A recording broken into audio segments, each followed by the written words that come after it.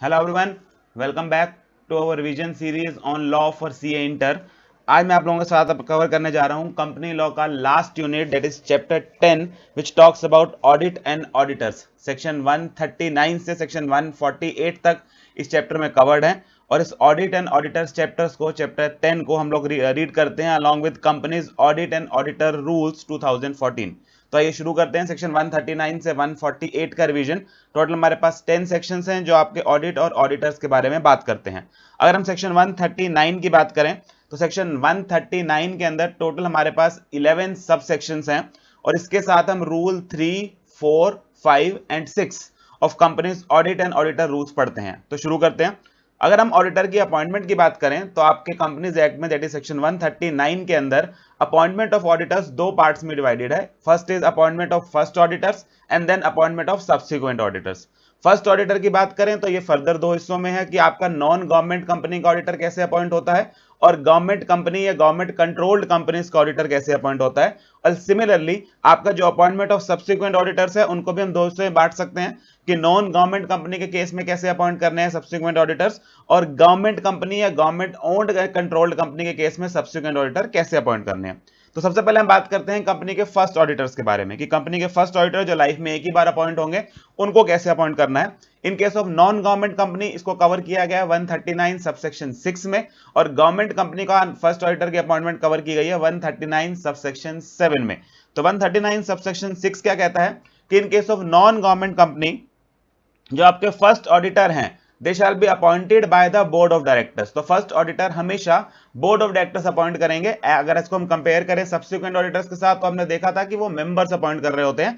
ऐसा नहीं है, आपका जो फर्स्ट ऑडिटर है वो मेंबर्स अपॉइंट नहीं करेंगे, वो बोर्ड ऑफ डायरेक्टर्स अपॉइंट करेंगे। कब कब तक? With in 30 days of the registration of the company. लेकिन अगर बोर्ड फेल कर जाता है इन 30 डेज में ऑडिटर को अपॉइंट करने में, तो अब बोर्ड अपॉइंट नहीं कर सकता, उनकी पावर खत्म। बोर्ड क्या करेगा? Board shall inform the members, members को इन्फॉर्म करेगा, and the members shall appoint the first auditor within 90 days at an extraordinary general meeting. वो एक मीटिंग बुलाएंगे और उसके अंदर अपना फर्स्ट ऑडिटर अपॉइंट करेंगे। और ये फर्स्ट ऑडिटर जो बोर्ड ऑफ डायरेक्टर्स ने 30 डेज में अपॉइंट किया हो या उनके फेलियर पे मेंबर्स ने अपॉइंट किया हो, ही will hold the meeting till the conclusion of first AGM. तो आपका जो बोर्ड ऑफ डायरेक्टर्स है वो जो आपके फर्स्ट ऑडिटर है वो हमेशा जो है वो ऑफिस होल्ड करता है till the conclusion of first AGM. वो सिर्फ फर्स्ट एजीएम तक आपकी जो ऑफिस है उसको होल्ड करता है। नेक्स्ट हम बात कर रहे हैं government company, government owned company या गवर्नमेंट कंट्रोल्ड कंपनी के बारे में फर्स्ट ऑडिटर कैसे अपॉइंट किया जाए। इस केस में आपकी गवर्नमेंट कंपनी के अंदर जो फर्स्ट ऑडिटर है that will be appointed bye CAG, that is controller and auditor general.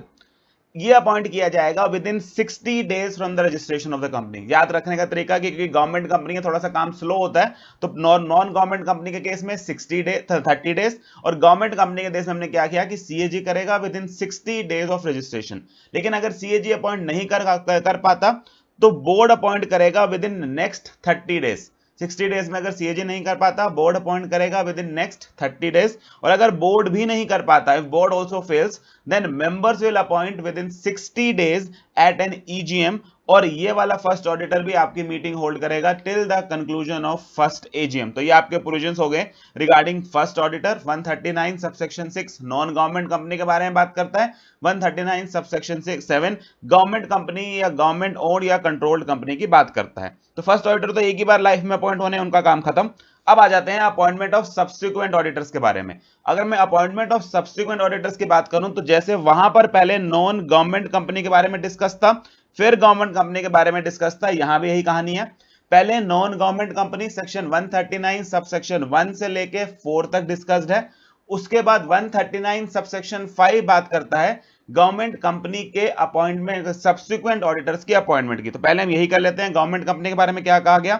जैसे यहां पर गवर्नमेंट कंपनी के केस में सीएजी अपॉइंट कर रहा था फर्स्ट ऑडिटर, यहां भी ऐसा होगा कि गवर्नमेंट कंपनी के केस में जो ऑडिटर है वो सीएजी अपॉइंट करेगा, सब्सिक्वेंट ऑडिटर भी। और इंपॉर्टेंट बात, ये एक फाइनेंशियल ईयर के लिए अपॉइंट होगा, ही will be appointed with respect of in respect of a financial year. Important क्यों हो जाता है? क्योंकि नॉन गवर्नमेंट कंपनी के केस में आप देखेंगे ये 5 सालों के लिए अपॉइंट होता है, जबकि गवर्नमेंट कंपनी के केस में जो ऑडिटर है वो सीएजी अपॉइंट करता है and it is in respect of a single financial year. कब तक अपॉइंट करना होता है? He has to be appointed within a period of 180 days 180 days from the commencement of financial year, यानी कि फाइनेंशियल ईयर शुरू होने के 180 डेज के अंदर अंदर आपका सीएजी एक गवर्नमेंट कंपनी का सब्सिक्वेंट ऑडिटर अपॉइंट करेगा। और ये कब तक ऑफिस होल्ड करेगा? He shall hold the office till the conclusion of next AGM, जो अगली एजीएम आएगी उस तब तक ये अपना ऑफिस होल्ड करेगा। इंपॉर्टेंट बात, 1 साल के लिए अपॉइंट होता है, नेक्स्ट एजीएम में रिटायर कर जाता है, फिर 180 days from the commencement of financial year में आपका जो नया ऑडिटर है वो सीएजी अपॉइंट करके देती है। तो हमने क्या क्या कर लिया? हमने फर्स्ट ऑडिटर निपटा लिए, हमने सब्सिक्वेंट ऑडिटर निपटा लिया, गवर्नमेंट कंपनी और गवर्नमेंट ओन्ड कंपनी के बारे में। सबसे कॉमन जो मार्केट में चलेगा वो होगा नॉन गवर्नमेंट कंपनी का सब्सिक्वेंट ऑडिटर, क्योंकि आप समझेंगे फर्स्ट ऑडिटर तो वैसे ही एक बार अपॉइंट होना है, वो तो बार बार यूज होता नहीं होगा।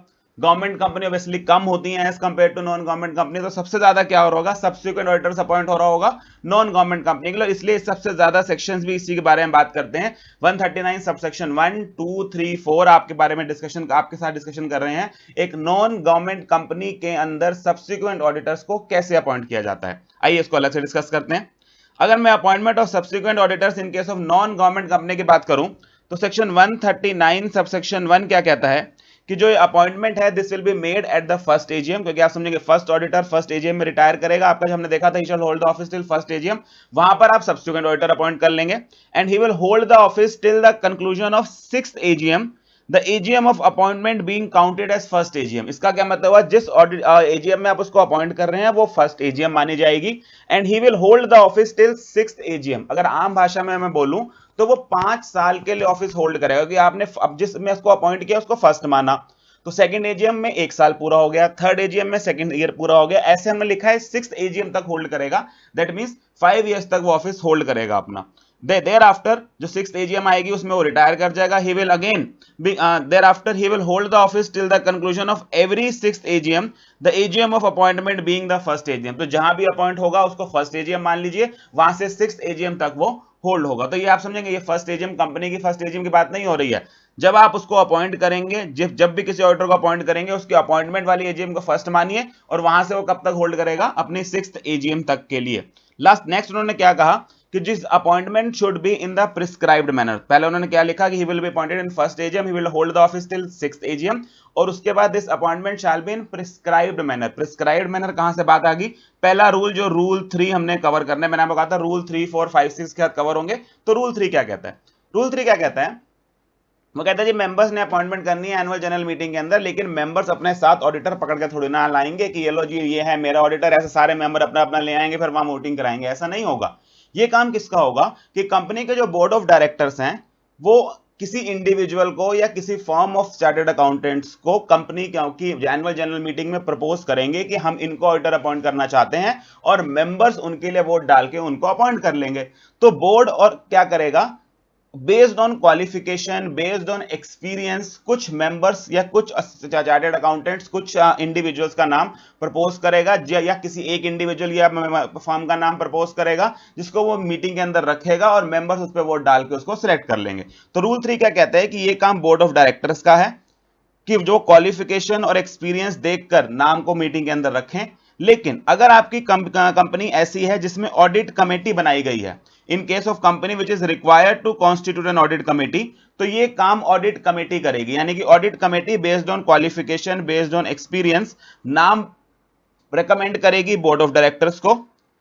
बोर्ड ऑफ डायरेक्टर्स उस रेकमेंड किए हुए नाम से अगर एग्री कर जाते हैं तो वो उस नाम को प्रपोज कर देंगे जनरल मीटिंग के अंदर। तो आप समझेंगे, अगर आपके पास ऑडिट कमेटी है तो ऑडिट कमेटी एक तरह से फिल्टर लगाएगी किस किस को चूज करना है, उसका नाम रेकमेंड कर देगी बोर्ड को, और बोर्ड को अगर वो नाम पसंद आया तो जनरल मीटिंग में वो नाम को रख देंगे। अगर ऑडिट कमेटी है ही नहीं, यानी कंपनी में आपको बनाने की जरूरत ही नहीं ऑडिट कमेटी, तो डायरेक्टली ये काम बोर्ड करेगा, वो खुद ही ढूंढेगा और उनका नाम एनुअल जनरल मीटिंग के अंदर उसका रखेगा।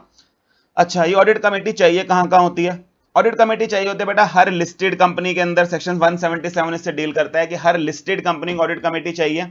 उसके अलावा हर पब्लिक कंपनी जिसमें paid up share capital 10 crore या उससे ज्यादा हो, टर्नओवर 100 करोड़ या उससे ज्यादा हो, या उसका आउटस्टैंडिंग लोन्स, बोरोइंग या डिबेंचर्स 50 करोड़ से ज्यादा हो, as per last audited financial statement they are required to constitute an audit committee।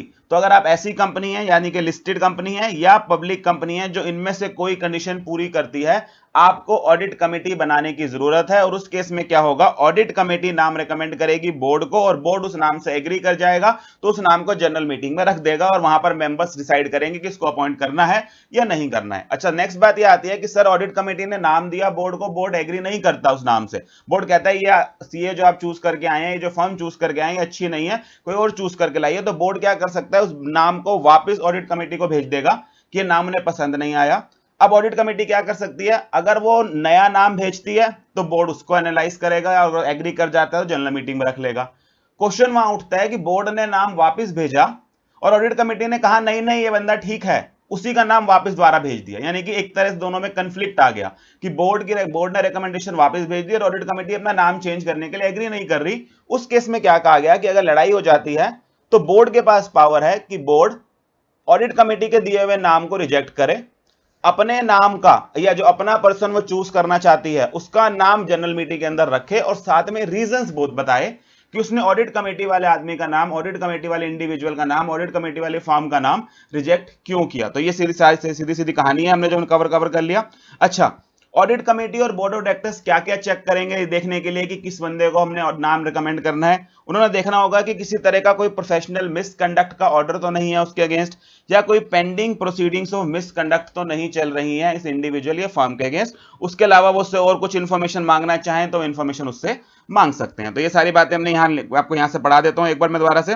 Rule 3 क्या कहता है कि the qualification and experience of an individual firm to be proposed to be appointed as an auditor shall be considered by the board या the audit committee in case the company is required to constitute an audit committee. While considering the appointment, the board or the audit committee shall give regard to the order of professional misconduct and proceedings of professional misconduct pending against the proposed auditor. The board or the audit committee may call for such other information as may be required. अगर company को audit committee की जरूरत नहीं है तो बात ही खत्म, board खुद कंसीडर करेगा और रेकमेंड करेगा।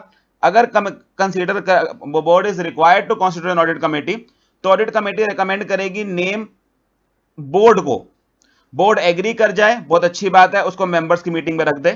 बोर्ड डिसएग्री कर जाए तो ऑडिट कमेटी को वापस भेजेगा फॉर रिकंसिडरेशन साइटिंग रीजंस कि क्यों डिसएग्री कर रहा है।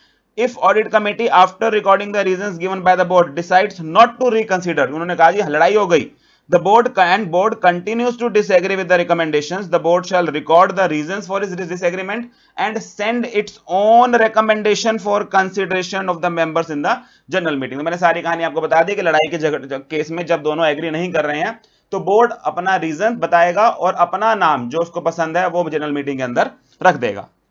नेक्स्ट, इससे पहले आप ऑडिटर को अपॉइंट करेंगे, आपको ऑडिटर से एक रिटर्न कंसेंट लेनी है, ऑडिटर से एक रिटर्न कंसेंट लेनी है और उससे एक सर्टिफिकेट लेना है इन अ प्रिस्क्राइब्ड फॉर्म जो कि रूल 4 में दिया हुआ है। एक सर्टिफिकेट लेना है जिसमें रूल 4 वाली बातें लिखी हुई होनी चाहिए। और रूल 4 क्या कहता है, उस सर्टिफिकेट में 4 चीजें लिखी हुई होनी चाहिए। तो इससे पहले ऑडिटर अपॉइंट होता है, उससे रिटर्न कंसेंट लेना है और उससे एक सर्टिफिकेट लेना है जिसमें 4 बातें लिखी हुई होती हैं। नंबर 1, LLPT नाम से हम इसको याद करते हैं कि जो वो ऑडिट करने जा रहा है, जो उसकी अपॉइंटमेंट है, which is that is in accordance with law. Secondly, that is with in the limits. Third, उसके अगेंस्ट कोई प्रोफेशनल मिसकंडक्ट की प्रोसीडिंग्स चल रही हैं तो वो उसने प्रॉपर ढंग से डिस्क्लोज करी हैं। एंड जो अपॉइंटमेंट कर रहा है वो विद इन द टर्म है। तो 4 बातें क्या हैं, LLPT यहां से दिखा देता हूं। पहला हमने लिखा लॉ। लॉ क्या कहता है कि उससे the individual or the firm as the case may be is eligible for appointment as per the law. Which law? As per Chartered Accountant Act 1949 and the rules and regulations made thereunder. तो मैंने इसको नाम दिया वो law के according है। The proposed appointment is as per the term provided. The proposed appointment is within the limits laid down. जो हम आगे पढ़ेंगे कि एक ऑडिटर 20 अपॉइंटमेंट कर सकता है, 20 ऑडिट कर सकता है। ऐसी टर्म होता है कि 5 साल के बाद आपको कूलिंग ऑफ पीरियड काटना होता है, तो वो सारी बातें वो लिख के देगा कि विद इन माई टर्म है। सेकेंडली, ये विद इन माई लिमिट्स है, लॉ के अकॉर्डिंग है। And list of proceeding against the auditor या any partner of the audit firm जो उसने डिस्क्लोज की है in the certificate is true and correct. तो हमने क्या कहा जी, ऑडिटर को अपॉइंट करने से पहले कंपनी उससे रिटर्न कंसेंट लेगी उसका और एक सर्टिफिकेट लेगी ऑडिटर का जिसमें रूल 4 वाले कंटेंट्स होंगे। रूल 4 में क्या क्या लिखना है, LLPT की एज पर लॉ है, कौन सा, चार्टर्ड अकाउंटेंसी लॉ के अगेंस्ट है, के अकॉर्डिंग है, विद इन द लिमिट्स है, प्रोफेशनल मिसकंडक्ट की जो लिस्ट दी जा रही है, डिटेल्स दी जा रही हैं, फर्म की किसी पार्टनर के अगेंस्ट या इंडिविजुअल के अगेंस्ट वो पूरी तरह से करेक्ट है और ये it is as per the term of audit जो उनको ऑडिटर के ऊपर अप्लाई करता है। उसके बाद एक बार ऑडिटर इन्फॉर्म हो गया, ऑडिटर अपॉइंट हो गया, the company shall inform the auditor and the ROC with in 15 days of the appointment. और रूल 4 कहता है कि ये बताना पड़ेगा इन एडीटी 1। तो कंपनी के ऑडिटर अपॉइंट होने के बाद कंपनी ऑडिटर को बताएगी कि आप अपॉइंट हो गए हैं और आरओसी को इन्फॉर्म करेगी with in 15 days of the appointment. और रूल 4 क्या कहता है, ये किस फॉर्म में करनी है, इन द फॉर्म एडीटी 1। इसके अलावा उन्होंने एक बात और बोली है, नेफ्रा रूल्स बेटा ये बात बोलते हैं कि कोई ऐसी बॉडी कॉर्पोरेट जिसके जो कंपनी नहीं है लेकिन जिसके ऊपर नेफ्रा अप्लाई कर रहा है, हमने नेफ्रा रूल्स पढ़े थे, कई सारों के ऊपर अप्लाई करता था, तो उनमें से कुछ कंपनीज नहीं होती थी, कुछ बॉडी कॉर्पोरेट्स होती थी, तो वो भी ये डिटेल फाइल करेंगी नेफ्रा 1 में विद इन 15 डेज कि उन्होंने कौन सा ऑडिटर अपॉइंट किया है। और ये जैसे आरओसी को इन्फॉर्म किया गया है बाय कंपनी, दो और बॉडी कॉर्पोरेट जिनके ऊपर नेफ्रा रूल्स अप्लाई होता है वो एडीटी 1 में नहीं करेंगी डिटेल, वो किस में करेंगी, वो नेफ्रा 1 में करेंगी। तो जब से नेफ्रा आया है आपको ये बात भी याद रखनी है कि यानी body corporate other than the company governed under the company law या अदर देन कंपनी जो कि गवर्नड है बाय नेफ्रा रूल्स, उसको नेफ्रा 1 फॉर्म के अंदर डिटेल सबमिट करनी है। चलिए आगे चलते हैं। कम्युनिकेशन ऑफ ऑडिटर हो गया, नेफ्रा रूल्स के अंदर मैंने आपको बता दिया, नेफ्रा 1 के अंदर इंफॉर्मेशन देनी है। नेक्स्ट हमारे पास आता है 139 सबसेक्शन 2। तो 139 सबसेक्शन 1 हमने कवर कर लिया। 139 सबसेक्शन 1 के अंदर बेसिकली हमने क्या क्या बातें करी कि फर्स्ट एजीएम में अपॉइंट हो गया, 6th एजीएम तक जाएगा, रूल 3 के अकॉर्डिंग होगा, वहां हमने board of directors audit committee वाली बात करी। अपॉइंटमेंट से पहले उससे एक रिटर्न कंसेंट लेना है और एक सर्टिफिकेट लेना है जिसके अंदर एलएलपीटी वाली बात करनी है, और अपॉइंटमेंट के बाद उसको इन्फॉर्म करना है और आरओसी को इन्फॉर्म करना है। और फॉर्म क्या है, एडीटी 1 कितने डेज में करना है, 15 डेज ऑफ अपॉइंटमेंट के अंदर अंदर। नेक्स्ट 139(2) क्या कहता है, 139(2) बात करता है आपसे टर्म ऑफ ऑडिटर के बारे में एंड रोटेशन ऑफ ऑडिटर के बारे में। 139(2) क्या कहता है कि in case of listed companies and other prescribed class of companies, और ये प्रिस्क्राइब्ड क्लास कौन सी है, जो कि रूल 5 में है कहता क्या है कि लिस्टेड कंपनी हो या अगर आप प्रिस्क्राइब्ड क्लास ऑफ कंपनी हो तो आप एक इंडिविजुअल ऑडिटर को अपॉइंट नहीं कर सकते for more than 1 term of consecutive 5 years, और एक फर्म को अपॉइंट नहीं कर सकते for more than 2 terms of consecutive 5 years. यानी कि आम भाषा में अगर आप लिस्टेड कंपनी है या प्रिस्क्राइब्ड क्लास ऑफ कंपनी है तो आप एक इंडिविजुअल को ऑडिटर बना सकते हैं 5 साल के लिए, उसके बाद उसको चेंज करना पड़ेगा, और ऐसे एक फर्म को ऑडिटर बना सकते हैं for 2 terms of 5 consecutive years. लेकिन जब मैं 2 टर्म्स बोलता हूं तो इसका मतलब ये नहीं है कि आप पहले दिन ही 10 साल के लिए अपॉइंट कर लेंगे फर्म को, करेंगे आप अभी भी 5 साल के लिए, बिकॉज 139 सबसेक्शन 1 ये कहता है कि फर्स्ट एजीएम से 6th एजीएम तक करना है, लेकिन उसको जब वो रिटायर होगा तो दोबारा 5 साल के लिए आप रीअपॉइंट कर सकते हैं। और आप समझेंगे ये बात सिर्फ कहां लगती है, लिस्टेड कंपनी में और other prescribed class of companies के अंदर। एक बार इन कंपनी के अंदर एक इंडिविजुअल ने 5 साल पूरे कर लिए या एक फर्म ने 2 टर्म्स ऑफ कॉन्जिक्यूटिव 5 ईयर्स पूरे कर लिए, तो वो एक कूलिंग ऑफ पीरियड काटेंगे। कूलिंग ऑफ पीरियड मींस 5 साल पूरा होने के बाद ये इंडिविजुअल फर्म, अब ये individual 5 years from the completion of his term दोबारा ऑडिटर अपॉइंट नहीं हो सकता सेम फर्म सेम कंपनी का। और सिमिलरली जो ये फर्म है ये 10 साल काटने के बाद, 10 साल अपनी ऑडिटर अपॉइंट होने के बाद जब रिटायर होती है तो ये भी 5 साल का कूलिंग ऑफ पीरियड काटेगी, यानी कि 5 साल तक ये दोबारा रीअपॉइंट नहीं हो सकती। इंपॉर्टेंट बात क्या है कि कूलिंग ऑफ पीरियड दोनों के लिए 5 ईयर्स है, लेकिन इंडिविजुअल के लिए ये कूलिंग ऑफ पीरियड स्टार्ट हो जाता है 5 साल के बाद, यानी कि वो एक टर्म फॉर 5 कॉन्जिक्यूटिव ईयर्स काटता है और उसके बाद कूलिंग ऑफ पीरियड काटता है 5 साल का। लेकिन फर्म के केस में वो 2 कॉन्जिक्यूटिव टर्म्स तक ऑडिटर बन सकता है और उसके बाद 5 ईयर्स का कूलिंग ऑफ पीरियड उसको काटना पड़ेगा। और जब मैं फर्म की बात करता हूं बेटा तो इस फर्म के अंदर एलएलपी भी इंक्लूड हो जाती है, क्योंकि कंपनीज एक्ट जो है आपकी एलएलपी को भी ऑडिटर बनने की परमिशन दे देता है। अब मुद्दे की बात आती है कि लिस्टेड कंपनी और other prescribed class of companies पे अप्लाई करता है। ये other prescribed class of companies क्या है, रूल 5 क्या कहता है कि other prescribed class of companies में लिस्टेड तो आपने लिखी ली, अनलिस्टेड पब्लिक कंपनी है तो जिसका paid up share capital 10 crore या उससे ज्यादा है, प्राइवेट कंपनी है जिसका paid up share capital 50 crore या उससे ज्यादा है, और आप इन दोनों में फॉल नहीं करते, लेकिन ऐसी कंपनीज जिनके public loans, borrowings from banks, financial institutions या पब्लिक डिपॉजिट्स 50 करोड़ या उससे ज्यादा हैं, देन इन दैट केस वो इसके अंदर कवर हो जाएंगे और उनके ऊपर रोटेशन ऑफ ऑडिटर का कंसेप्ट लगता रहेगा। तो सारी की सारी लिस्टेड कंपनी के ऊपर, अनलिस्टेड पब्लिक कंपनी अगर paid up share capital 10 crore या उससे ज्यादा हो, प्राइवेट कंपनी जिनकी paid up share capital 50 crore या उससे ज्यादा हो। इसके अलावा हर वो कंपनी जिसकी public borrowings from banks, financial institutions और पब्लिक डिपॉजिट्स 50 करोड़ या उससे ज्यादा हो, उसके ऊपर रोटेशन का कंसेप्ट लग जाएगा। तो हमारे पास रोटेशन का कंसेप्ट मैंने आपके साथ कवर कराया। अच्छा, उसके बाद हमने बात करी 139 सबसेक्शन।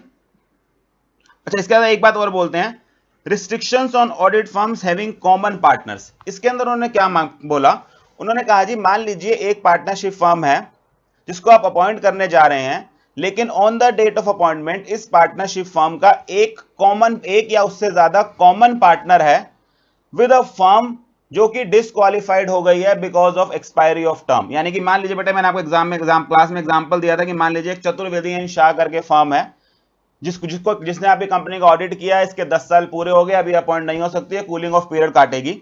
आप इसकी जगह एक चतुर्वेदी एंड जैन को अपॉइंट करना चाहते हैं and on the date of appointment because Chaturvedi partner इन दोनों में कॉमन है, तो आप इस फर्म को भी अपॉइंट नहीं कर सकते। तो उन्होंने क्या लिखा, an audit firm which on the date of appointment has one और more common partner to the other audit firm whose tenure has expired, it shall not be appointed as auditor of the same company for a period of 5 years। उसके बाद existing companies का क्या, जो अभी act आया था बेटा, ये आया था आपका 2014 में, तो उस समय हर कंपनी का ऑडिटर तो पहले ही चल रहा होगा, आपने लाके उनके ऊपर ये प्रोविजन लगा दिए कि आपको रोटेशन करनी है ऑडिटर की, तो क्या ये एग्जिस्टिंग कंपनीज पर भी लगेगा? बिल्कुल लगेगा। और उन्होंने क्या कहा कि उस ऐसी कंपनियां जो 1 अप्रैल 2014 को एग्जिस्ट कर रही थी, उनके ऑडिटर्स उनके पास अपॉइंटेड थे, तो उनका आज तक का जितना टाइम था, यानी कि 1 अप्रैल 2014 तक जितना उन्होंने टाइम काट लिया था, वो सारा काउंट किया जाएगा। अब इससे आई प्रॉब्लम, क्योंकि हो सकता है 10-10 साल, 20-20 साल, 25-25 साल से ऑडिटर अपॉइंटेड हो।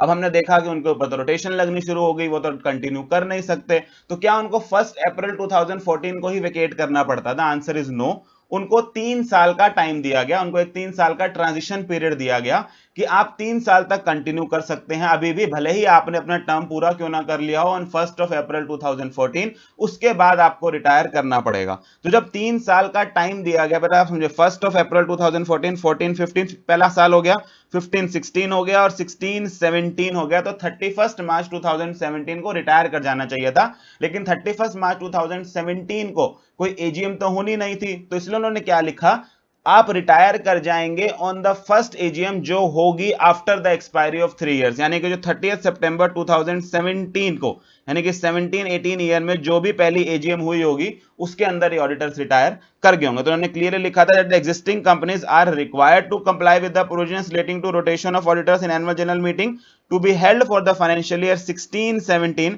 and such annual general meeting must be held within the time limit specified under 96, that is on or before 30th September 2017। तो सिंपल सी बात क्या आई थी कि जो एग्जिस्टिंग कंपनीज थी उनके ऊपर भी ये प्रोविजन लगाया गया था, और उनके ऊपर प्रोविजन लगाते समय ये बोला गया था कि आपको हम एक तरह से फर्स्ट टाइम के लिए, ट्रांजिशन पीरियड के लिए 3 साल और दे रहे हैं, चलो आप इमीडिएटली मत वेकेट करिए, 3 साल तक आप कंटिन्यू करते रहिए, उसके बाद तो रोटेशन फॉलो करना पड़ेगा।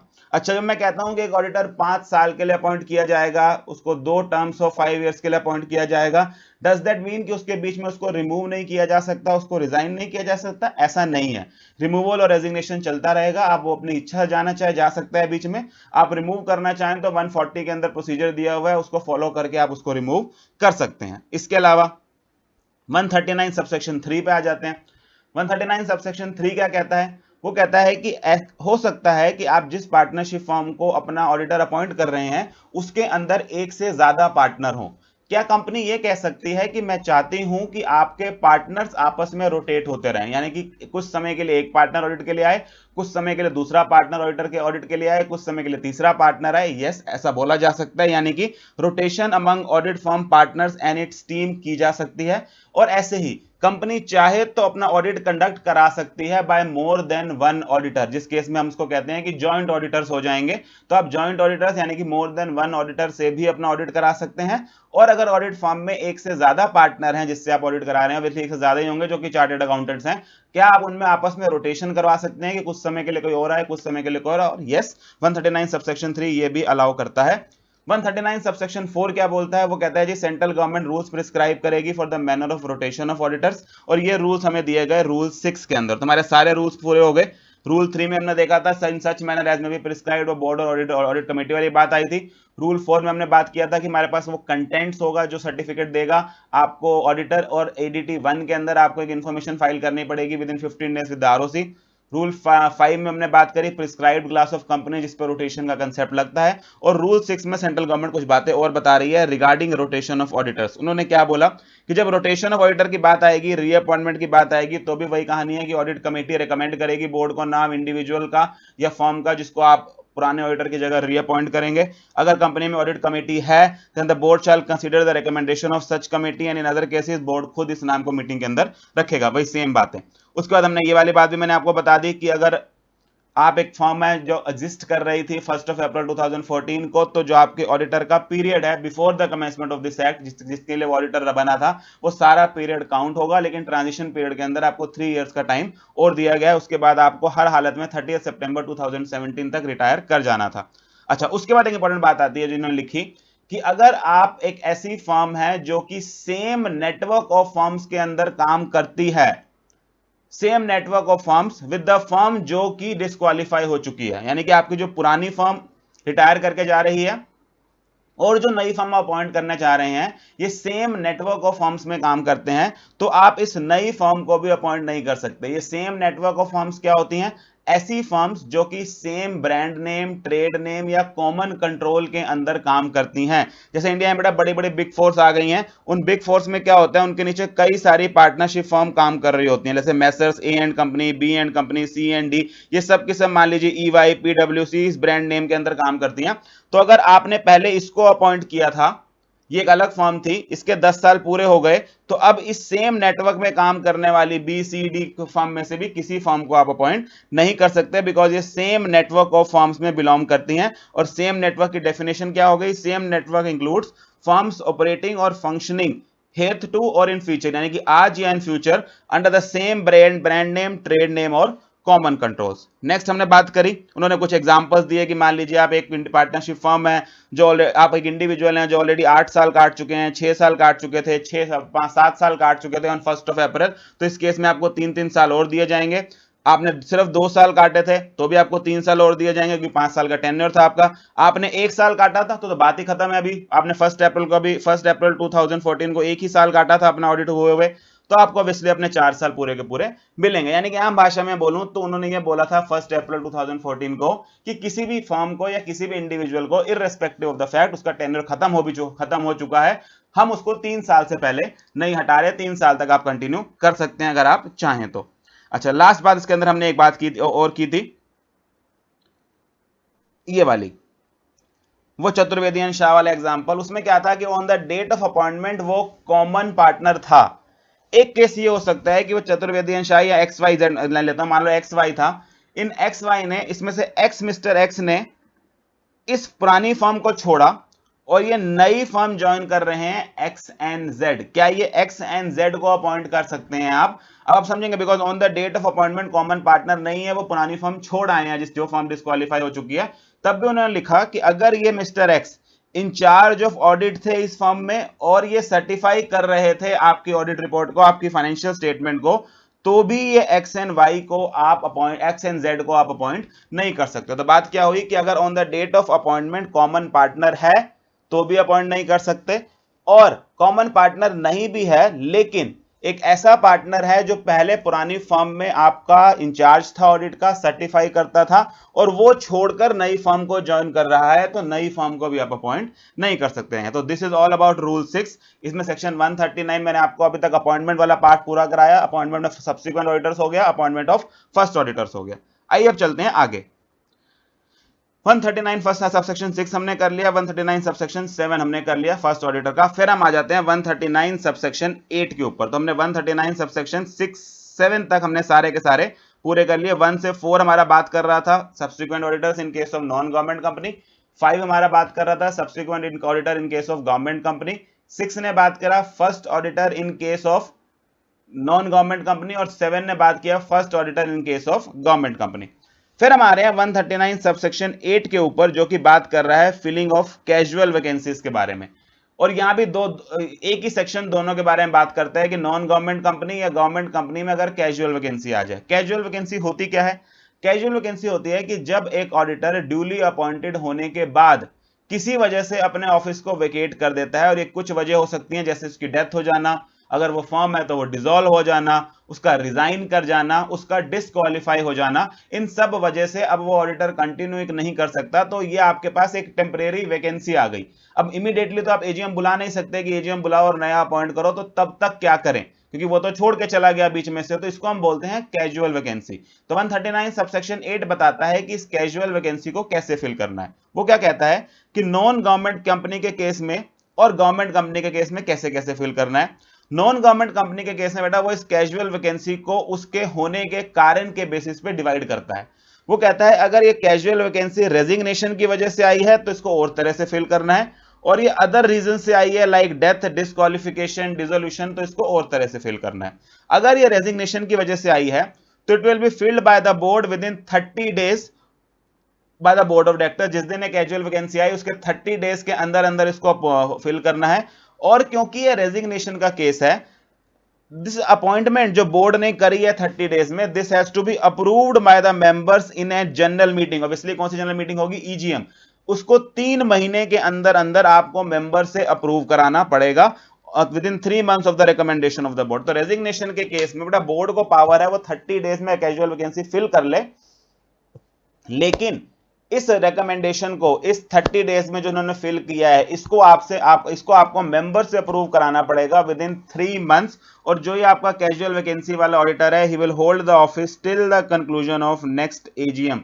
लेकिन अगर आपकी जो कैजुअल वैकेंसी है वो because of death, dissolution, disqualification, इन वजह से हुई है, then it will be filled by board of directors within 30 days. यहां कोई अप्रूवल कराने की जरूरत नहीं है, and he will hold the office till the next AGM. तो यहां पे लॉ थोड़ा स्ट्रिक्ट हो जाता है रेजिग्नेशन के केस में, उसको शक होता है तो इसलिए वो मेंबर से थोड़ा सा अप्रूवल लेता है आपके जो बोर्ड ने अपॉइंटमेंट की है उसका। नॉन गवर्नमेंट केसेस केस में यहां तो बात ही सीएजी पे आगे खड़ी हो जाएगी। It will be filled by CAG within 30 days, and if the CAG does not fill within 30 days then it will be filled by the board of directors within next 30 days। तो उन्होंने क्या कहानी लिखी, पहले CAG fill करेगा within 30 days, अगर CAG किसी कारण से फिल नहीं करता कैजुअल वैकेंसी तो बोर्ड ऑफ डायरेक्टर्स फिल कर लें within next 30 days, obviously ये भी होल्ड करेगा टिल द नेक्स्ट एजीएम। चलिए we are done with casual vacancy. Casual vacancy की डेफिनेशन ही मैंने नीचे लिखी हुई है। Casual vacancy is not defined under the companies act. ये कंपनीज एक्ट में डिफाइंड नहीं है। It generally means vacancy due to the auditor ceasing to act as such after accepting a valid appointment। Appointment होने के बाद किसी वजह से अगर वो अब आपका ऑडिटर नहीं रह पा रहा due to death, disqualification, resignation, dissolution of the firm, इन सब कारण की वजह से तो उसको हम कैजुअल वैकेंसी कहते हैं। 139 सबसेक्शन 8 पूरा हुआ। 139 सबसेक्शन 9 क्या कहता है?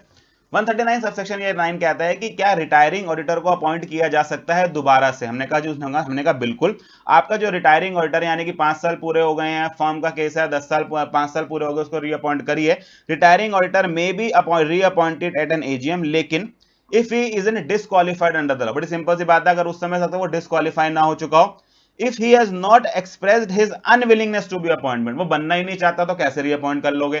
थर्ड, वो बनना भी चाहता है, वो डिस्क्वालिफाइड भी नहीं है, लेकिन एक स्पेशल रेजोल्यूशन आया है, पास हुआ है with respect to appointing someone else as the auditor और providing expressively that the retiring auditor shall not be appointed. और ये हम सेक्शन बेटा 140 में आपके बाद में दोबारा आऊंगा इस चीज के ऊपर, जहां हमने ये कहा कि अगर आपका retiring auditor eligible for appointment था, यानी कि आप ऐसी कंपनी है जहां पर रोटेशन लगता ही नहीं, आप दोबारा अपॉइंट कर सकते थे, या रोटेशन लगता है, फर्म का केस था, आप रीअपॉइंट कर सकते थे, आपने उसको रीअपॉइंट नहीं किया, तो उस केस में क्या होगा, एक एसआर पास होगा with respect to appointing someone else as auditor और providing expressly that the retiring auditor shall not be reappointed. लेकिन आप समझेंगे ये बात तब नहीं लगेगी अगर वो रिटायरिंग ऑडिटर डिस्क्वालिफाइड था अपॉइंटमेंट के लिए, अगर वो रिटायरिंग ऑडिटर चाहता ही नहीं था अपॉइंट होना, अगर वो रिटायरिंग ऑडिटर अपॉइंट हो ही नहीं सकता था बिकॉज उसका टर्म पूरा हो चुका था। लेकिन अगर वो एलिजिबल फॉर अपॉइंटमेंट था, विलिंग टू अपॉइंटेड था, टू बी अपॉइंटेड था, आपने नहीं किया, तो उस केस में आपको एक एसआर चाहिए। तो हमने क्या कहा कि एक रिटायरिंग ऑडिटर रीअपॉइंट किया जा सकता है प्रोवाइडेड वो डिस्क्वालीफाई ना हो जाए, वो अपनी अनविलिंगनेस ना दिखा दे, या कोई एसआर ना पास किया गया हो जहां पर आप ये कहें कि किसी और को अपॉइंट करना है, तो इन केसेस में रिटायरिंग ऑडिटर को रीअपॉइंट किया जा सकता है। 139 सबसेक्शन 10 क्या कहता है कि अगर कोई ऑडिटर अपॉइंट नहीं किया गया इन केस ऑफ रिटायरिंग ऑडिटर, तो जो एग्जिस्टिंग ऑडिटर है वो कंटिन्यू करता रहेगा। एंड फाइनली 139 सबसेक्शन 11 क्या कहता है कि किसी भी तरह की अपॉइंटमेंट हो रही हो ऑडिटर की या रीअपॉइंटमेंट हो रही हो, अगर आपकी कंपनी में ऑडिट कमेटी है तो उसकी रिकमेंडेशन आपको लेनी पड़ेगी। नेक्स्ट वो बोलता है कि जब हम फर्म की बात करते हैं तो ऑब्वियसली फर्म के अंदर एलएलपी इंक्लूडेड रहती है, और जितने भी प्रोविजन हम अपॉइंटमेंट के बारे में बता रहे हैं कि उसका रिटर्न कंसेंट लीजिए, उसके बारे में एडीटी फंड के अंदर 15 डेज में फाइल करिए, ये सारी बातें री अपॉइंटमेंट पर भी लगेंगी, यानी कि अपॉइंटमेंट इंक्लूड्स री अपॉइंटमेंट। तो 139 सबसेक्शन 11 तीन बातें बता के जा रहा है कि एक ऐसी कंपनी जिसके अंदर ऑडिट कमेटी है, उस केस में अपॉइंटमेंट हो या इंक्लूडिंग री अपॉइंटमेंट हो, कोई कैजुअल वैकेंसी हो, कुछ भी हो, अगर ऑडिटर अपॉइंट हो रहा है तो ऑडिट कमेटी की रिकमेंडेशन चलेगी उसके अंदर। फर्म के केस में अगर आप बात कर रहे हैं तो फर्म ऑलवेज इंक्लूड्स एलएलपी, और अपॉइंटमेंट को जब जहां जहां हम लिखेंगे इट विल इंक्लूड री अपॉइंटमेंट। और इसके साथ हमारा सेक्शन 139 के 11 सब सेक्शंस पूरे होते हैं। सबसे लंबा सेक्शन था इसके अंदर, बाकी सारे हैं छोटे छोटे सेक्शंस। आइए आगे बात करते हैं। सबसे पहले हमने बात करी अपॉइंटमेंट के बारे में। 140 सीधा आ जाता है नेक्स्ट बात के ऊपर, उसके रिमूवल के बारे में, और 140 चार बातें कवर करता है। 140 के अंदर बेसिकली चार बातें कवर है। Number 1 removal before expiry of system. Removal का मतलब क्या होता है? हटा देना। 5 साल अभी पूरे नहीं हुए थे, पहले हटा दिया। रेजिग्नेशन, अपनी इच्छा से चला जाता है। थर्ड है नॉन रीअपॉइंटमेंट, ये आप समझ पा रहे हैं, उसका 5 साल पूरे हो गए हैं, वो रीअपॉइंट नहीं किया जा रहा। There is a difference between removal and non reappointment. Removal होता है जहां आप उसको 5 साल से पहले हटाते हैं, रीअपॉइंटमेंट मींस जहां आप उसको दोबारा अपॉइंट नहीं करते हैं। And finally removal by tribunal या change of auditor by tribunal. पहले हम आ जाते हैं 140 सबसेक्शन 1 के बारे में, जो कि बात कर रहा है removal of auditor before the expiry of its term. और रिमूवल ऑफ ऑडिटर का प्रोसेस बड़ा स्ट्रिक्ट प्रोसेस है, क्योंकि आप समझेंगे इससे आपके ऑडिटर की इंडिपेंडेंस पे फर्क पड़ेगा, अगर उसको आसानी से कंपनी हटा सकती है। तो उन्होंने क्या कहा जी, रिमूवल ऑफ ऑडिटर को करने के लिए सबसे पहले आपको चाहिए एक स्पेशल नोटिस अंडर सेक्शन 115। ये हम जनरल मीटिंग्स में पढ़ के आए थे। स्पेशल नोटिस अंडर सेक्शन 115, जहां पर share holders holding at least 1% of paid up share capital और paid up share capital ₹5 lakh और मोर एक नोटिस देते हैं। जब ये स्पेशल नोटिस आ जाए तो अब क्या होगा, बोर्ड मीटिंग के अंदर आपकी रेजोल्यूशन पास होगा बोर्ड ऑफ डायरेक्टर्स का कि हाँ हम इस ऑर्डर को हटाना चाहते हैं। स्पेशल नोटिस भी आ गया है मेंबर का। 30 days of passing of board resolution, आप सेंट्रल गवर्नमेंट का अप्रूवल लेने के लिए एक एप्लीकेशन फाइल करेंगे in rule ADT 2, sorry in form ADT 2 rule 7 ये फॉर्म बताता है। यानी कि ऑडिटर को तब तक नहीं हटाया जा सकता जब तक सेंट्रल गवर्नमेंट का अप्रूवल ना लिया जाए। तो स्पेशल नोटिस अंडर सेक्शन 115 आएगा, बोर्ड रेजोल्यूशन पास किया जाएगा। 30 days of passing of board resolution के अंदर सेंट्रल गवर्नमेंट को एक एप्लीकेशन सेंड की जाएगी इन एडीटी 2। उसके बाद सेंट्रल गवर्नमेंट का अप्रूवल आने के बाद विद इन 60 डेज एक जनरल मीटिंग बुलाई जाएगी। उस जनरल मीटिंग के अंदर स्पेशल रेजोल्यूशन पास करके आप ऑडिटर को रिमूव कर सकते हैं। लेकिन ऐसा करने से पहले उसको एक अपॉर्चुनिटी ऑफ बीइंग हर्ड आपको देनी पड़ेगी। He will be have to be given an opportunity of being heard. आइए एक बार इसको यहां से आपको रीड करा देता हूं। रिमूवल ऑफ ऑडिटर इंपॉर्टेंट है पेपर के पॉइंट ऑफ व्यू से, इसलिए टाइम खर्च कर रहा हूं इसके ऊपर में। अगर हम रिमूवल ऑफ ऑडिटर की बात करें तो सेक्शन 140 सब सेक्शन 1 हमारा बात कर रहा है रिमूवल ऑफ ऑडिटर के बारे में। रिमूवल ऑफ ऑडिटर के लिए आपको सबसे पहले चाहिए बोर्ड रेजोल्यूशन।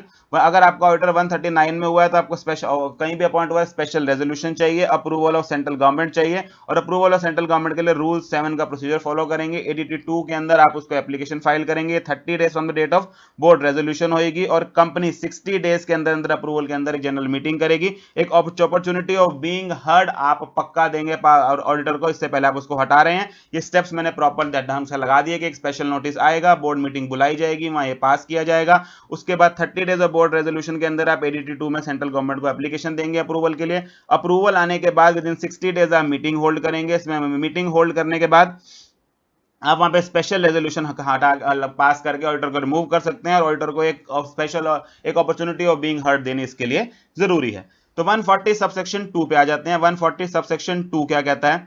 140 सबसेक्शन 2 बात करता है, इनफैक्ट 140 सबसेक्शन 2 एंड 3 दोनों बात करते हैं रेजिग्नेशन ऑफ ऑडिटर के बारे में। रेजिग्नेशन मींस वो अपनी इच्छा से छोड़ के जा रहा है। तो लॉ क्या कहता है, हमने कहा ऑडिटर साहब अगर आप रिजाइन कर रहे हैं करिए, कोई दिक्कत नहीं है, लेकिन with in 30 days of resignation आप एक स्टेटमेंट फाइल करके जाइए आरओसी के पास इन एडीटी 3। रूल 8 ने ये आपको फॉर्म नंबर दिया। अगर आप रेजिग्नेशन कर रहे हैं तो ऑडिटर साहब 30 डेज के अंदर ऑफ फ्रॉम द रेजिग्नेशन एक स्टेटमेंट फाइल करके जाइए आरओसी के पास इन फॉर्म एडीटी 3। कंपनी को भी बताइए और आरओसी को भी फाइल करिए, प्लस सीएजी को भी फाइल करिए in case of government company, और उसमें बताइए reasons and factors relating to resignation. तो जाइए कोई रिजाइन करके, ऑब्वियसली किसी को जबरदस्ती तो ऑडिटर नहीं अपॉइंट कर सकते, लेकिन हमने क्या कहा जी 30 डेज रेजिग्नेशन के अंदर कंपनी को एज वेल एज आरओसी को, और अगर आप गवर्नमेंट कंपनी है तो सीएजी को एक स्टेटमेंट फाइल करके जाइए इन एडीटी 3, जो कि फॉर्म नंबर आया हमारा फॉर्म आया रूल नंबर 8 से, जिसके अंदर आप रीजंस एंड अदर फैक्टर्स बताएंगे रिलेटिंग टू रेजिग्नेशन। और अगर आप इस तरह का स्टेटमेंट फाइल किए बिना चले गए, penalty for violation of section 140 subsection 2, penalty है 50,000 रुपीज और the remuneration of auditor whichever is less, ये हो गई minimum, and in case of continuing failure a further penalty of ₹500 per day subject to a maximum of ₹5 lakh rupees. तो ये fine आपको penalty important याद रखनी है, 50,000 रुपीज और remuneration of the auditor whichever is less. Continuous failure के case में further penalty 500 per day के केस में, लेकिन किसी भी हालत में ये पेनल्टी एक्सीड नहीं करेगी मैक्सिमम ऑफ 5 लाख रुपीस को। मिनिमम के अंदर बेटा चॉइस है, मिनिमम या तो 50,000 होगी, या अगर आपकी रेम्युनरेशन 50,000 से कम है जो आपको ऑडिटर के लिए मिल रही थी तो वो आपकी मिनिमम पेनल्टी हो जाएगी। उसके बाद 500 पर डे के हिसाब से आपके ऊपर वो लगेगा, एक तरह से मीटर शुरू हो जाएगा, और मैक्सिमम 5 लाख तक की पेनल्टी जाएगी अगर आप रिजाइन कर गए without giving a statement in ADT 3। फिर आ जाते हैं 140 सबसेक्शन 4।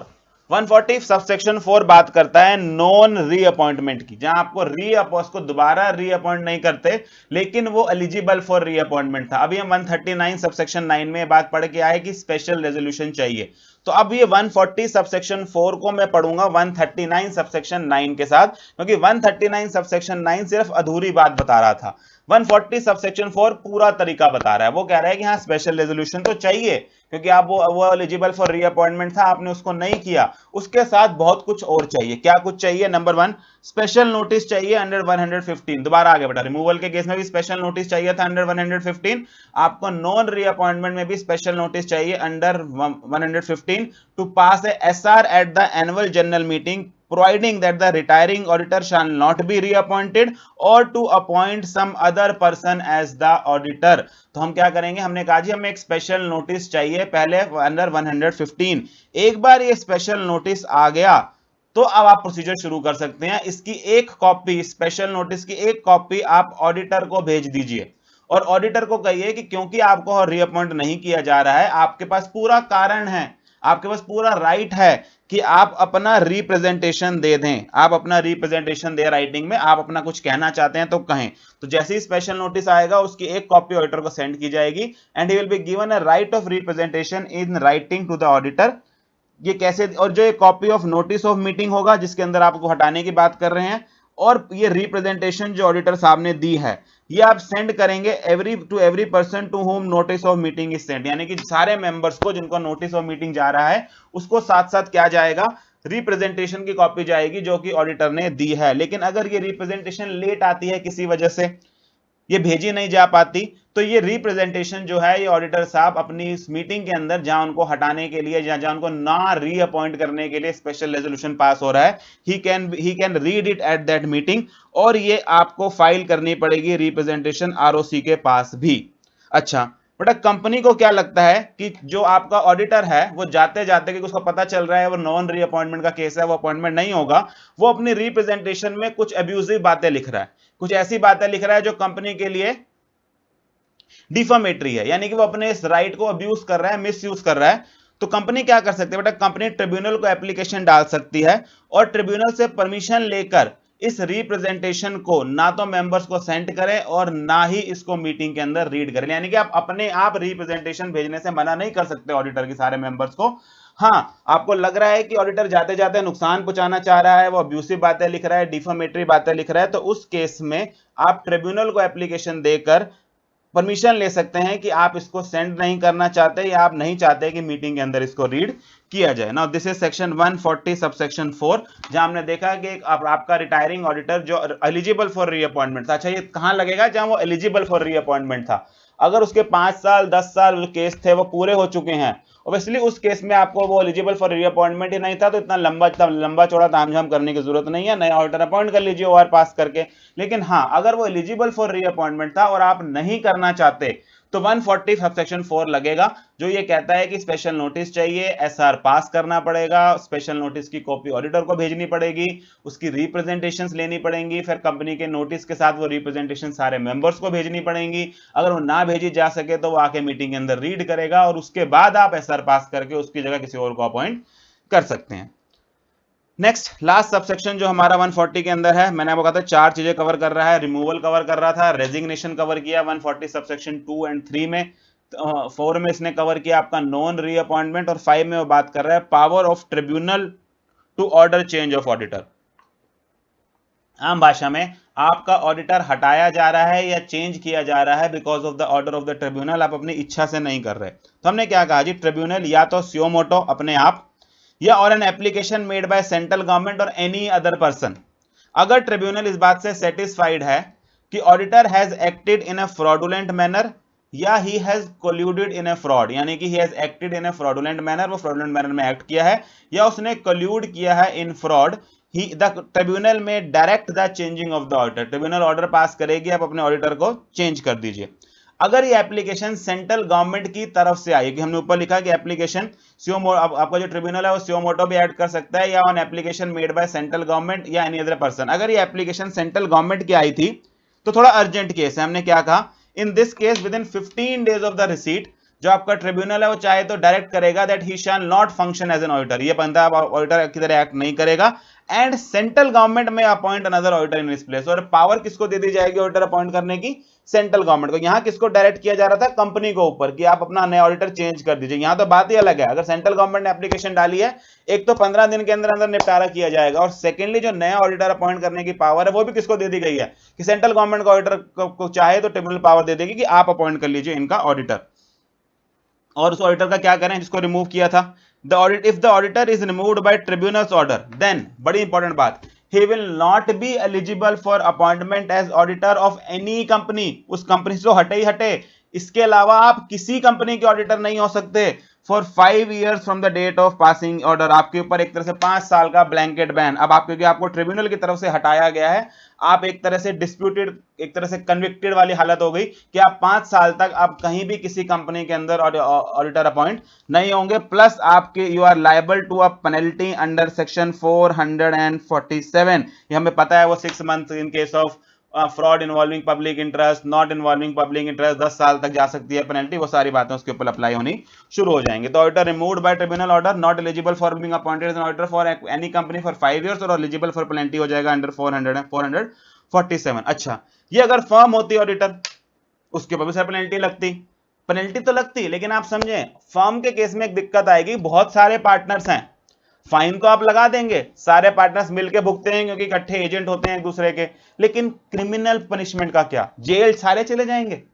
एक पर्सन था बेटा, वो ऑडिट करने जाता था, दूसरे पार्टनर को तो पता ही नहीं था कि उस फर्म में वो क्या कर रहा है, जहां ऑडिट करने जा रहा है, जिस कंपनी में ऑडिट करने जा रहा है, उसने फ्रॉड किया। क्या उसके फ्रॉड के लिए दूसरे पार्टनर को उठा के जेल में डाल दोगे? नहीं। उन्होंने लिखा है, रूल 9 ने बात क्लियर लिखी कि जब हम क्रिमिनल लायबिलिटी की बात कर रहे हैं, तो एक क्रिमिनल लायबिलिटी अगर किसी फर्म पे लग रही है, then the liability other than fine shall devolve only on concerned partner or partners who acted in fraudulent manner। यानी कि फाइन तो सारी फर्म झेलेगी, लेकिन जेल सिर्फ वो पार्टनर जाएगा। Criminal liability other than fine, यानी कि जो इंप्रिजनमेंट है वो सिर्फ उस पार्टनर या पार्टनर पे लगेगी जो कि फ्रॉडुलेंट मैनर में एक्ट किया है, जिसने फ्रॉड अब एक्ट किया है। तो ये रूल 9 हमारा हो गया। रूल 8 में हम ऊपर पढ़ के आए थे, उसके बाद हम आ गए हैं रूल 9 के ऊपर। तो हमने अभी तक टोटल 9 रूल कवर कर लिए हैं। सारे रूल्स में लास्ट में समराइज करा दूंगा। 3, 4, 5, 6 आपने उसके बाद कवर किए थे। 7 आपने बात करी रिमूवल के अंदर, 8 आपने बात करी रेजिग्नेशन के अंदर जहां फॉर्म चल रहे थे, 9 आपने ये बात कर ली कि the liability to devolve on concerned partners only, सिर्फ उस पार्टनर पर लायबिलिटी आएगी, क्रिमिनल लायबिलिटी अदर फाइन, जिसने फ्रॉडुलेंटली एक्ट किया है।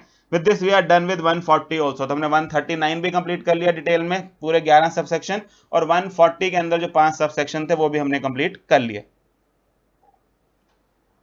नेक्स्ट आ जाइए 141 के ऊपर। 141 बात करता है eligibility, qualifications and disqualifications of auditor के अंदर। टोटल इसके अंदर हैं 4 सब सेक्शंस। इंपॉर्टेंट सेक्शन है, खासकर इसके डिसक्वालिफिकेशन वाला पार्ट काफी इंपॉर्टेंट है। आइए जरा इसके बारे में बात करते हैं। सबसे पहले मैं बात कर रहा हूं बेटा उसकी एलिजिबिलिटी और क्वालिफिकेशन के बारे में कि कौन कौन ऑडिटर अपॉइंट हो सकता है। हमने क्या कहा जी, एक इंडिविजुअल अगर वो चार्टर्ड अकाउंटेंट इन प्रैक्टिस है तो आप उसको ऑडिटर अपॉइंट कर सकते हैं। एक फर्म, और जब मैं फर्म बोलता हूं then a firm includes an LLP, लेकिन कोई भी फर्म नहीं, a firm in which the majority of partners practising in India are chartered accountants, उसको ऑडिटर अपॉइंट किया जा सकता है। जब मैं चार्टर्ड अकाउंटेंट बोलता हूं, chartered accountant means a chartered accountant who holds a valid certificate of practice, यानी कि सीओपी वाले को ही आप अपॉइंट कर सकते हैं, और एक इंडिविजुअल और फर्म को कर सकते हैं। को बॉडी कॉर्पोरेट को नहीं कर सकते, लेकिन body corporate other than LLP, क्योंकि एलएलपी भी बॉडी कॉर्पोरेट है, उसको अपॉइंट फिर भी किया जा सकता है, एलएलपी को अलाउ किया गया है। उसके बाद 141 सबसेक्शन 2 क्या कहता है, वो कहता है जी अगर कहीं पे किसी फर्म को या एलएलपी को आप अपॉइंट करते हैं तो उसके अंदर तो कई पार्टनर होंगे, कुछ चार्टर्ड अकाउंटेंट्स होंगे, कुछ चार्टर्ड अकाउंटेंट्स नहीं होंगे, क्योंकि आपने क्या कहा है सिर्फ मेजॉरिटी चार्टर्ड अकाउंटेंट्स होने चाहिए। क्या नॉन चार्टर्ड अकाउंटेंट भी जाके ऑडिटर की तरह एक्ट कर सकते हैं? हमने कहा नहीं, only those partners who are chartered accountants shall be authorized to act and sign on the behalf of the firm। तो नंबर 1 सिर्फ इंडिविजुअल जो चार्टर्ड अकाउंटेंट इन प्रैक्टिस है वो अपॉइंट किया जाएगा। एक ऐसी फर्म जिसके majority partners practising in India chartered accountants in practice हैं वो अपॉइंट हो सकती है। और अगर ऐसी फर्म ऑडिट करने जा रही है तो ध्यान रखें सिर्फ वही पार्टनर ऑडिट करने जाएं, वही पार्टनर ऑडिट आपकी ऑडिट रिपोर्ट को साइन करें जो कि चार्टर्ड अकाउंटेंट्स हैं, दूसरे का साइन नहीं चलेगा। 141 सबसेक्शन 2 निपट गया। 141 सबसेक्शन 1 ने पहले 2 बातें बोली थी कि किस किस को अपॉइंट कर सकते हैं। 141 सबसेक्शन 2 ने बोला कि अगर आपका पार्टनर आपका ऑडिटर फर्म है तो वही साइन करें जो कि चार्टर्ड अकाउंटेंट्स हैं। 141 सबसेक्शन 3 बात करता है डिसक्वालिफिकेशंस की, कब कब एक ऑडिटर डिसक्वालीफाई हो जाता है अपॉइंटमेंट आपका ऑडिटर होने से। और 141 सबसेक्शन 4 पहले इंपॉर्टेंट बात करता है कि एक ऑडिटर अगर अपॉइंट होने के बाद कोई भी डिसक्वालिफिकेशन इंकर करता है, यानी कि मान लो 141 सबसेक्शन 3 में हम कहेंगे कि सिक्योरिटी नहीं होल्ड करनी चाहिए, वो बाद में सिक्योरिटी एक्वायर कर लेता है, बाद में किसी वजह से डिसक्वालीफाई हो जाता है, बाद में किसी वजह से कोई 141 सबसेक्शन 3 वाली डिसक्वालिफिकेशन आ जाती है, then he will immediately deemed to have vacated his office, वो immediately अपना ऑफिस वेकेट कर जाएगा। और जो ये वेकेशन होगी ये कौन सी होगी? ऑब्वियसली ये कैजुअल वैकेंसी होगी 139 सबसेक्शन 8 वाली, जो हम पढ़ के आए कि उसको बोर्ड ऑफ डायरेक्टर्स फिल करेंगे। तो पहले 141 सबसेक्शन 4 क्या कहता है कि if a person appointed as an auditor of the company incurs any of the disqualifications specified in section 141 subsection 3, then he shall be deemed to have vacated his office, and such vacation shall be deemed to be a casual vacancy to be filled under section 139 subsection 8। और last section हमारे पास 141 subsection 3 बहुत लंबा, जिसने दी बहुत सारी disqualifications की कब कब एक पर्सन ऑडिटर अपॉइंट नहीं हो सकता। पेपर में लगभग श्योरिटी होती है कि इसमें से क्वेश्चन आ ही जाता है कोई ना कोई। देखें कौन कौन नहीं हो सकता। पहले उसने लिखा कोई भी body corporate other than limited liability partnership, यानी कोई भी कंपनी, कोई भी फॉरेन कंपनी को आप ऑडिटर अपॉइंट नहीं कर सकते हैं। सिर्फ एलएलपी एक बॉडी कॉर्पोरेट है जिसको आप अपॉइंट कर सकते हैं ऑडिटर के लिए। इसके अलावा कोई भी पर्सन जो ऑफिसर हो या एम्प्लॉय हो कंपनी का, सीधा डायरेक्ट कंफ्लिक्ट ऑफ इंटरेस्ट है तो कंपनी के ऑफिसर को या कंपनी के एम्प्लॉय को ऑडिटर नहीं बनाया जा सकता। ऑफिसर कौन होता है? ऑफिसर की डेफिनेशन होती है ऑफिसर इंक्लूड्स कंपनी के डायरेक्टर्स, कंपनी के मैनेजर, कंपनी के की मैनेजरियल पर्सन, जिसमें CEO, CFO, manager, whole time directors वो सब आ जाते थे। और any person in accordance with whose directions one और more directors are accustomed to act, ये आपकी ऑफिसर की डेफिनेशन होगी। मोटा मोटा आप समझते हैं ऑफिसर कौन होता है। थर्ड, आप खुद तो ऑफिसर या एम्प्लॉय नहीं है कंपनी के, लेकिन आप कंपनी के ऑफिसर या एम्प्लॉय के पार्टनर या उसकी एम्प्लॉयमेंट में हैं, यानी कि आपका फर्म में जो कोई एक पार्टनर है वो किसी कंपनी में ऑफिसर या एम्प्लॉय है, आप अपॉइंट नहीं हो सकते। इनफैक्ट आपकी पूरी फर्म अपॉइंट नहीं हो सकती।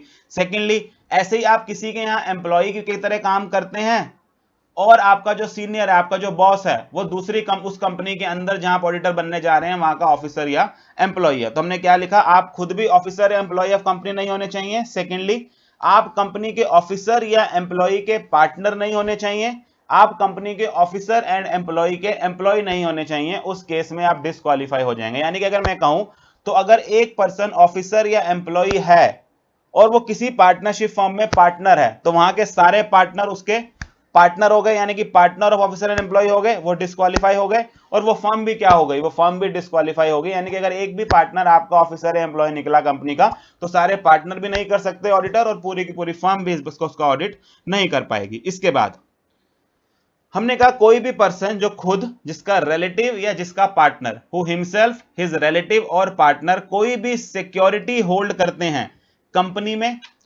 कंपनी की सब्सिडरी में, कंपनी की होल्डिंग में, कंपनी की एसोसिएट में, या कंपनी की सिस्टर सब्सिडरी में, यानी कि सब्सिडरी ऑफ सच होल्डिंग में। आम भाषा में मान लीजिए आप ए कंपनी के ऑडिटर बनने जा रहे हैं, बी इसकी होल्डिंग है और बी की एक और होल्ड सब्सिडरी है सी, यानी कि ये ए और सी क्या हो गई, सिस्टर सब्सिडरीज।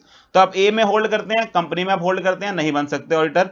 बी में होल्ड करते हैं तो कंपनी की होल्डिंग में करते हैं तो भी नहीं बन सकते। सी में होल्ड करते हैं तो आप सब्सिडरी ऑफ सच होल्डिंग में करते हैं, यानी कि आप उसकी होल्डिंग की सब्सिडरी में करते हैं, आम भाषा में सिस्टर सब्सिडरी में करते हैं सिक्योरिटी होल्ड, तो भी आप ऑडिटर नहीं बन सकते। और कोई लिमिट नहीं बेटा, 1 रुपए की सिक्योरिटी भी अगर आप होल्ड करते हैं तो इस केस में आप डिस्क्वालीफाई हो जाएंगे कंपनी के ऑडिटर बनने में। और सिर्फ कंपनी में नहीं, कंपनी में, कंपनी की सब्सिडरी में, उसकी होल्डिंग में, उसकी एसोसिएट में, या उसकी सिस्टर सब्सिडरी में आप कहीं भी सिक्योरिटी होल्ड करते हैं, then you are disqualified from appointing as an for appointment as an auditor. लेकिन यहां पर एक छूट है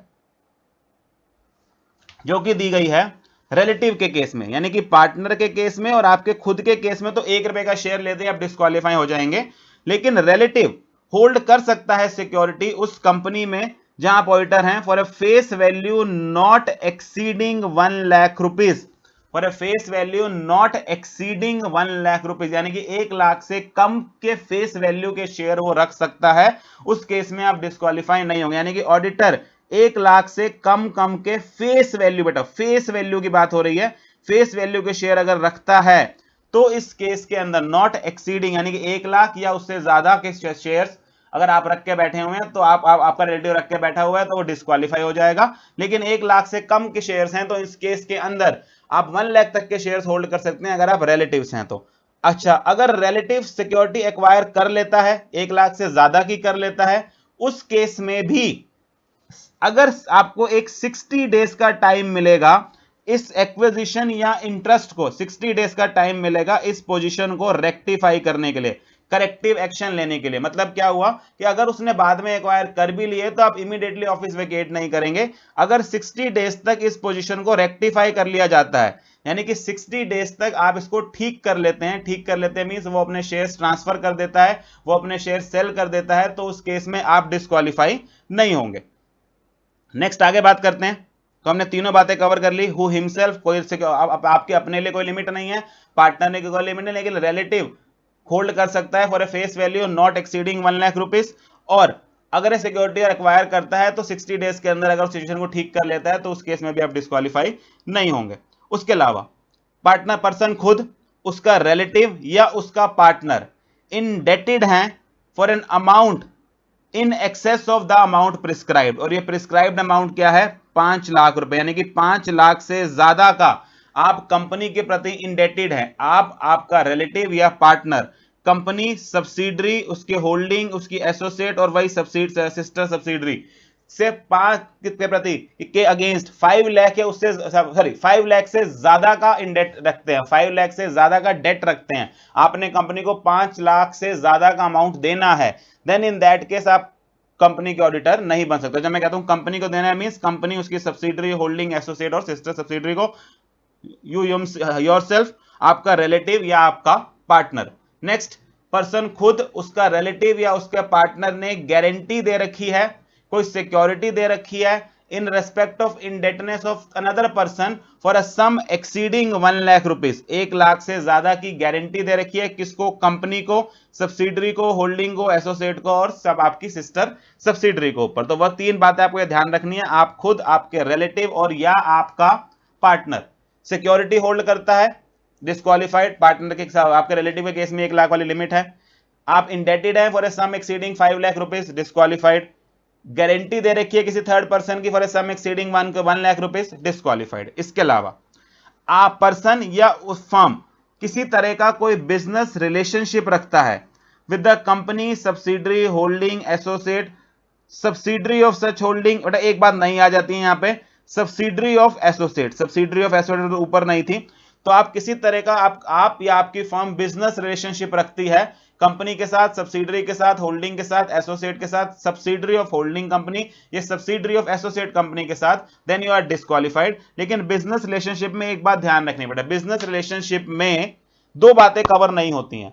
आप कोई प्रोफेशनल सर्विसेज दे रहे हैं जो कि ऑडिटर को देनी अलाउड है, लेकिन मान लीजिए टैक्स ऑडिट कर रहे हैं, जीएसटी ऑडिट कर रहे हैं, तो उस केस में नो डाउट आपका कमर्शियल रिलेशनशिप है उस कंपनी के साथ, आप डिस्क्वालीफाई नहीं होंगे, ये आपको छूट दी गई है।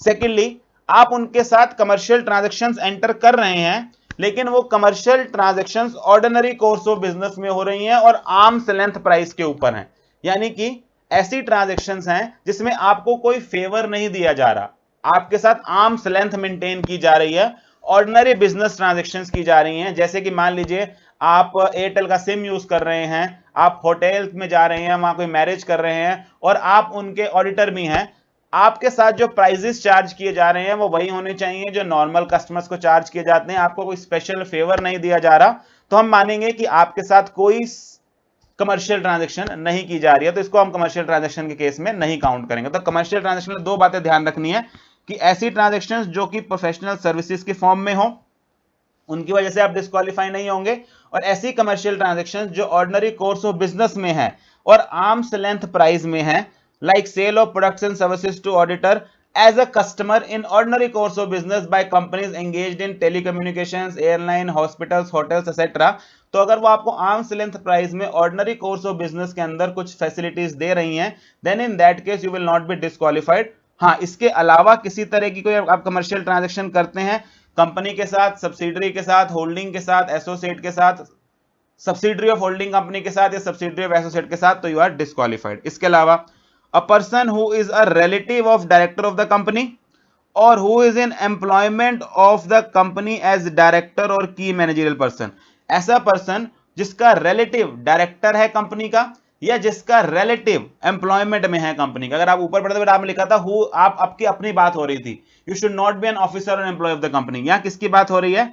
आपके रिलेटिव की। आपका रिलेटिव डायरेक्टर नहीं है कंपनी, होना चाहिए कंपनी में, और आपका रिलेटिव एम्प्लॉयमेंट में नहीं होना चाहिए कंपनी के किस फॉर्म में, और छोटी मोटी एम्प्लॉयमेंट नहीं, डायरेक्टर या की मैनेजरियल पर्सन के पोजीशन में नहीं होना चाहिए। तो अगर आपका रिलेटिव डायरेक्टर है या की मैनेजरियल पर्सन है उस कंपनी का जहां ऑडिटर अपॉइंट होने जा रहे हैं, तो आप डिस्क्वालिफाइड अपॉइंट होने से। इसके अलावा a person who is in full time employment elsewhere, जो कोई पर्सन जो फुल टाइम एम्प्लॉयमेंट में है वो ऑडिटर नहीं बन सकता। Secondly, a person who is holding an audit of more than 20 companies, जो मैं लिमिट्स की बात कर रहा था, एक ऑडिटर की लिमिट कितनी होती है? 20 कंपनीज की, और ये 20 काउंट करते समय बेटा 4 तरह की कंपनीज नहीं गिननी होती। 1 person company, dormant company, small company, और companies having paid up share capital less than 100 crore. फिर से 1 person company, dormant company, small company, and सबसे इंपॉर्टेंट प्राइवेट कंपनीज में नहीं काउंट करनी जिनकी paid up share capital 100 crore से लेस है, तो इनका ऑडिट करते रहिए, ये 20 की लिमिट में नहीं आएंगे। इसके अलावा किसी पब्लिक कंपनी का, किसी प्राइवेट कंपनी का जिसके 100 करोड़ से ऊपर का टर्नओवर है, इसके अलावा कोई company limited by share capital, without share capital, सबको आप काउंट करेंगे और वो किस में आएंगी? वो आपकी 20 की लिमिट में आएंगे। अब 20 से ज्यादा अगर ऑडिट आप नहीं रख सकते। और ये 20 काउंट कैसे होंगे बेटा? ये 20 फर्म के केस में 20 ऑडिट्स पर पार्टनर, पर पर्सन काउंट होंगे, लेकिन अगर एक पार्टनर पर्सनल लेवल पर कुछ ऑडिट करता है तो वो माइनस हो जाएंगे। मान लीजिए आपका एक पार्टनर है, वो 5 ऑडिट खुद कर रहा है पर्सनल कैपेसिटी में, तो वो आपकी फर्म को आपकी जो फर्म है वो उस पार्टनर के नाम पे सिर्फ 15 ऑडिट्स कर सकती है। तो एक पार्टनर के ऊपर लिमिट क्या है? 20 ऑडिट्स पर पार्टनर की या पर पर्सन की, और उस 20 को काउंट करते समय 4 चीजें काउंट नहीं करनी है, 4 कंपनी आप नहीं गिनेंगे। ओपीसी करता रहे, डोरमेंट कंपनी जितनी मर्जी करता रहे, स्मॉल कंपनी या कोई भी प्राइवेट कंपनी जिसका paid up share capital 100 crore या उससे कम है।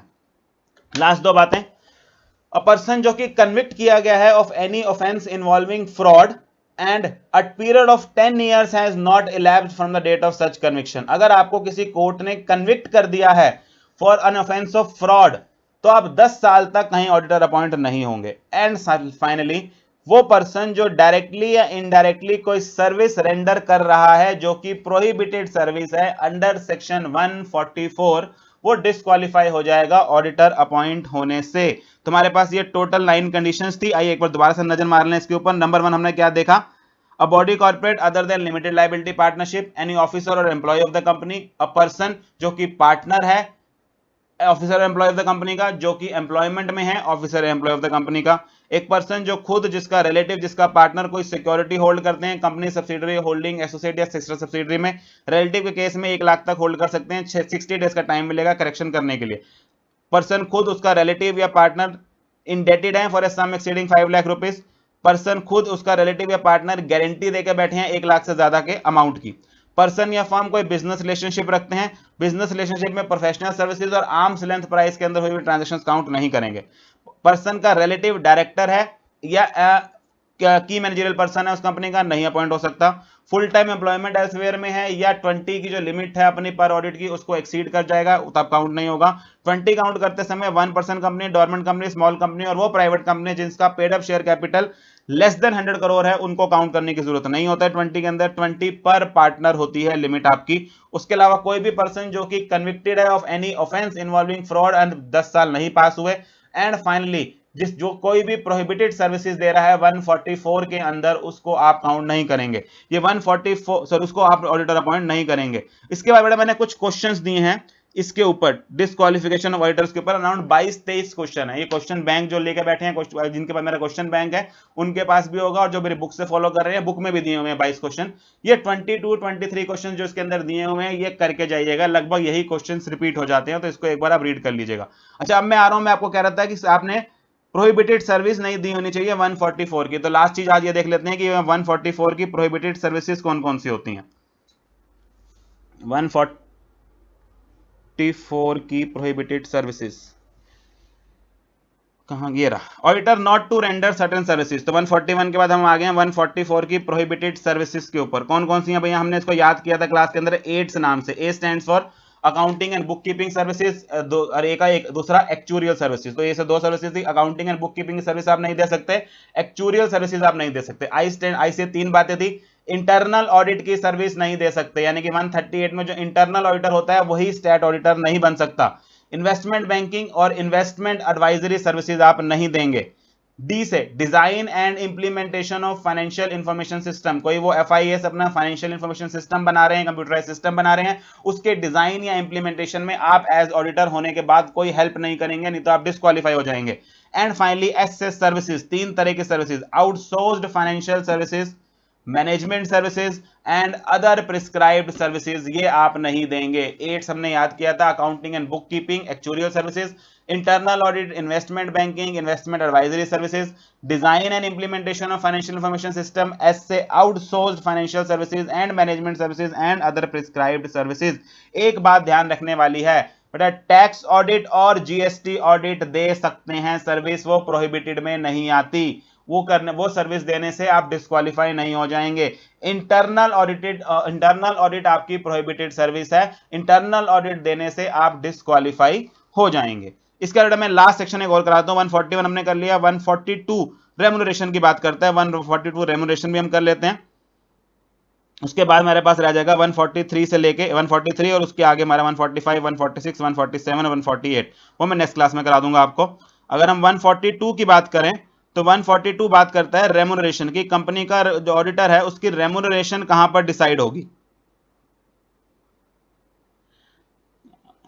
ये रहा, the remuneration of the auditor of the company shall be fixed by the company in the general meeting or in such manner as the company in general meeting may determine। बड़ी simple सी बात लिखी कि जो company का auditor है उसकी remuneration fix की जाएगी जनरल मीटिंग में। ये जनरल मीटिंग में कोई तरीका अगर बता दिया गया तो उस तरीके से फिक्स की जाएगी। और अगर आप ऐसे फर्स्ट ऑडिटर हैं जिसको बोर्ड ने अपॉइंट किया है तो आपकी रेम्युनरेशन कौन फिक्स करेगा? बोर्ड ही फिक्स करेगा, यानी कि फर्स्ट ऑडिटर की रेम्युनरेशन फिक्स करेगा बोर्ड और बाकी सारे ऑडिटर्स की रेम्युनरेशन फिक्स होगी इन जनरल मीटिंग और in such manner as the company in general meeting में डिटरमाइन। उसके बाद ये जो रेम्युनरेशन है इसके अंदर सारे खर्चे जो इंकर करने हैं इन कनेक्शन विद ऑडिट या कोई भी फैसिलिटी जो उसको दी जाएंगी वो सब इंक्लूडेड होंगी। लेकिन हां, अगर वो कोई एक्स्ट्रा सर्विस देगा at the request of the company, तो उसके लिए अलग से रेम्युनरेशन दी जाएगी, वो इसके अंदर इंक्लूडेड नहीं है। तो 142 हमारी बात करता था रेम्युनरेशन ऑफ ऑडिटर के बारे में। 141 में हमने बात करी क्वालिफिकेशन एंड डिसक्वालिफिकेशन के